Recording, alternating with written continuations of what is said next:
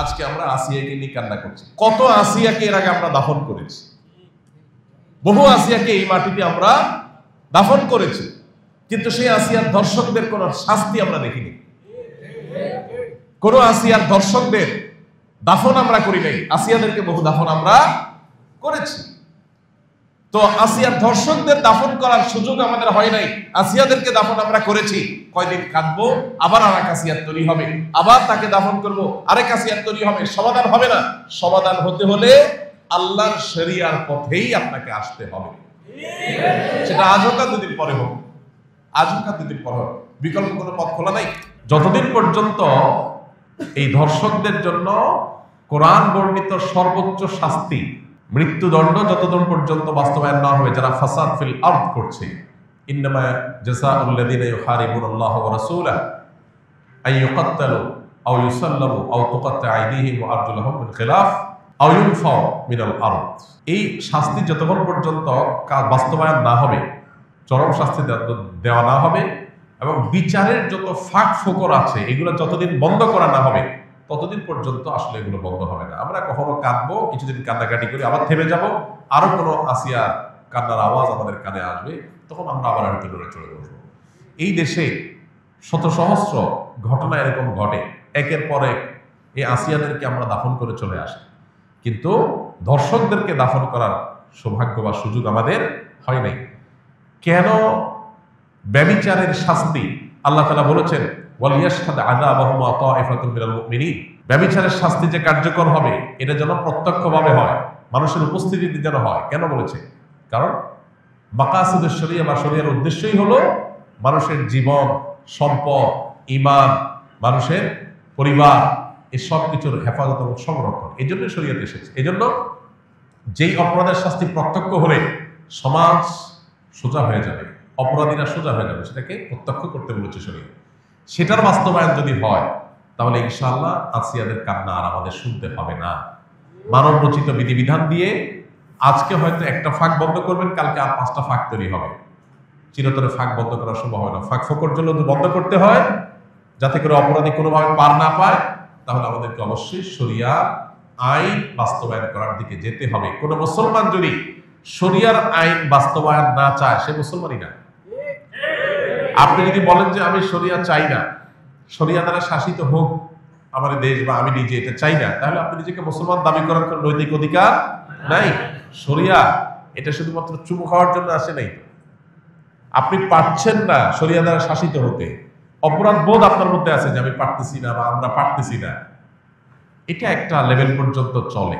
কিন্তু আপনি চান না, পছন্দ করেন না, এটা চলে না। এটা মানে আপনি বিদ্রোহ করলেন, অস্বীকার করলেন, ঈমান থেকে খারিজ হওয়ার মতো বিষয়। এই জন্য ভাই, মানুষ, আমরা উন্নত পৃথিবীর উন্নত দেশগুলোতে জানি যে প্রচুর পরিমাণে সেখানে তাদের আপনার টেকনোলজিক্যাল সাপোর্ট আছে, তাদের কাছে অপরাধীদেরকে শনাক্ত করার হাজারটা সিস্টেম আছে, কিন্তু যেই পরিমাণ ধর্ষণের ঘটনা এই সমস্ত দেশেও ঘটে, আপনি অনলাইনে একটু সার্চ দিলে দেখতে পাবেন যে কোনোভাবেই সেগুলো তারা থামাতে পারছে না। কর্মস্থল থেকে নিয়ে শিক্ষা প্রতিষ্ঠান পর্যন্ত কোনো জায়গায় তাদের নিরাপদ না।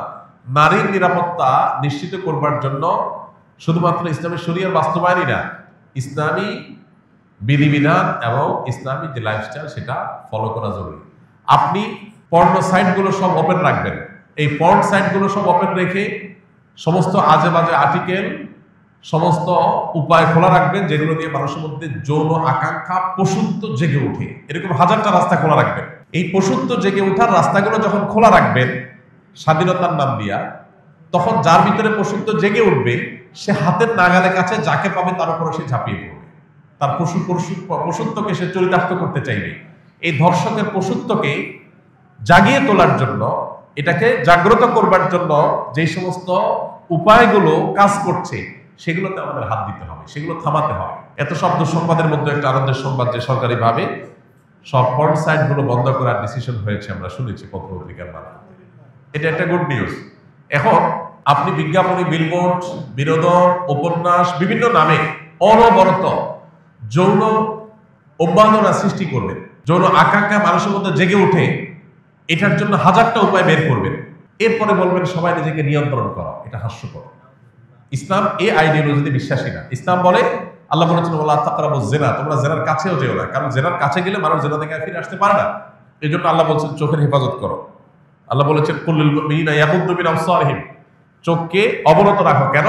কারণ চোখ দিয়ে তুমি যদি বিজ্ঞাপনে, বিলবোর্ডে, পত্রিকার পাতায়, মোবাইল স্ক্রিনে, অনলাইনে, অফলাইনে কোনো পরনারীর সৌন্দর্য তুমি অবলোকন করো, অবলোকন করার পর তোমার মনের ভিতরে অস্থিরতা আসবে, তোমার মনের ভিতরে যৌন আকাঙ্ক্ষা চরিতার্থ করার চাহিদা জেগে উঠবে।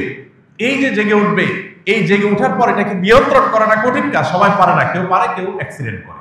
এই জন্য শরীয়ত বলেছে নিয়ন্ত্রণ করতে, আর আজকের ভোগবাদী পৃথিবী বলছে অনিয়ন্ত্রিত করতে, স্বাধীনতার নাম দিয়ে। আপনি মানুষকে লাগামহীন করে দিবেন, আবার বলুন সবাই যার যার যাকে নিয়ন্ত্রণ করো, এটা হাস্যকর, এটা সম্ভব না। এই জন্য দুইটা জিনিসের বাস্তবায়ন আসিয়াদের কান্নাকে থামাতে পারে। নাম্বার এক, আমাদের সমাজে নীতি নৈতিকতার যে ভিত্তি নড়বড়ে হয়ে গেছে, নামাজ কালাম পড়ে, কিন্তু ইসলামের অন্যান্য বিধিবিধান, চোখের হেফাজত করার জন্য ওইরকম পরিবেশ, ওইরকম এনভায়রনমেন্ট, এগুলো আমাদের দেশে নাই, এগুলো আমাদের মুসলমানদের সমাজ আজকাল নাই। না থাকার কারণে কি হয়েছে? মানুষ তার ভিতরে যৌন আকাঙ্ক্ষা জেগে উঠছে, পশুত্ব জেগে উঠছে, ধর্ষকরা দর্শক হয়ে উঠছে। তো এই জন্য একদিকে ইসলামের এই অনুশাসন, বিধিবিধান, এগুলোকে কঠোরভাবে মেনে চলার জন্য চেষ্টা করতে হবে। পশ্চিমাদের শেখানো পথে আমরা স্বাধীনতার নাম দিয়ে মেয়েদেরকে পণ্যে পরিণত করব, তাদেরকে ভোগ্য পণ্যের মতো করে উপস্থাপন করব, ছেলেদেরকে আমরা তাদের যৌন আকাঙ্ক্ষাকে জাগ্রত করে তুলব, আবার অপরদিকে বলবো না সব মেয়েরা সেফ থাকতে হবে, তাদের কোনো কিছু হতে পারে না। এটা সাংঘর্ষিক এবং আপনার পরস্পর বিরোধী কাজ। এই জন্য একদিক থেকে ইসলামের অনুশাসন মানতে হবে, নীতি নৈতিকতা, এটা আমাদের সমাজে চর্চা বাড়াতে হবে। আর অপর দিকে এ ধরনের অপরাধকে সংগঠন করলে তার জন্য কোরআনের দেওয়া সর্বোচ্চ শাস্তি প্রকাশ্যে বাস্তবায়ন করতে হবে। এই দুইটা প্রচেষ্টা যদি সমান্তরাল ভাবে হয়, বিচার থেকে আইনের ফাঁকফোকর দিয়ে বের হওয়ার যত রাস্তা আছে এগুলো যদি বন্ধ করা হয়, ইনশাআল্লাহ এ ধরনের নির্মমতার কথা আমাদের শুনতে হবে না।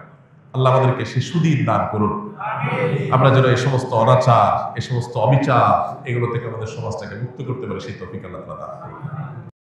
আস-সুন্নাহ ফাউন্ডেশন, উম্মার স্বার্থে সুন্নাহর সাথে।